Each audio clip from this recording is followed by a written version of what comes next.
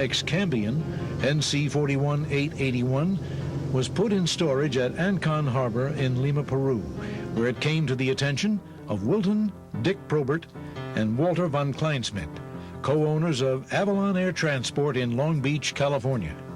Avalon Air Transport was a scheduled airline with regular service to various cities in California, as well as between Long Beach and Catalina Island.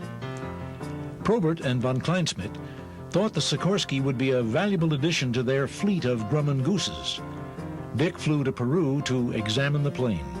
I went back to Lima and proceeded to put the airplane in the water and fly it, and it was satisfactory. I put gasoline in it, started home, 2 engines quit, and so I had a situation that was really complex. In other words, I was in an area that I was not familiar with. I was in an airplane I'd only made one takeoff and landing in.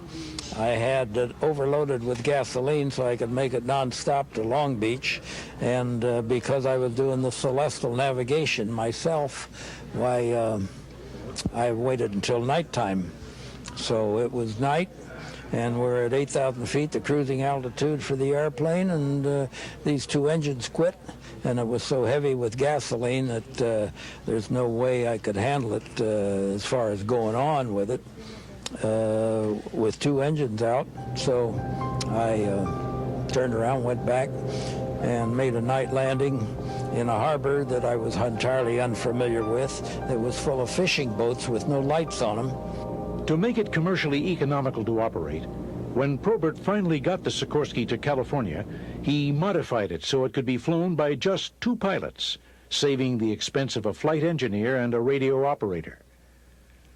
He also modified the galley and cabin areas to increase passenger capacity.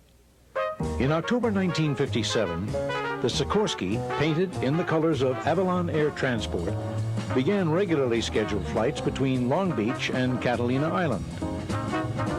Dick needed a stewardess to handle these daily flights and hired a young lady named Nancy Ince. Nancy took quickly to her new life as stewardess, and Dick took a liking to his new stewardess. They were married in June 1965. Nancy was the granddaughter of famous silent movie director Thomas H. Ince. Probert himself was no stranger to the movies. He'd been an actor since the 1940s and appeared in several TV adventure series in the 1960s. During the 10.5 years that the Proberts operated the Sikorsky flying boat as part of Avalon Air Transport, they made more takeoffs and landings and transported more passengers than any previous owner. But age eventually caught up with Dick Probert. After 10 years, I hit 65 years old, and there's a federal regulation that you cannot fly in scheduled airline operation past 60. And did I say I was 65? I was 60 in 1967. And so I had to get out of the airplane, and because it was so complicated taxiing the airplane in and out of Avalon Harbor among all the boats that you just couldn't find any pilots that could do it.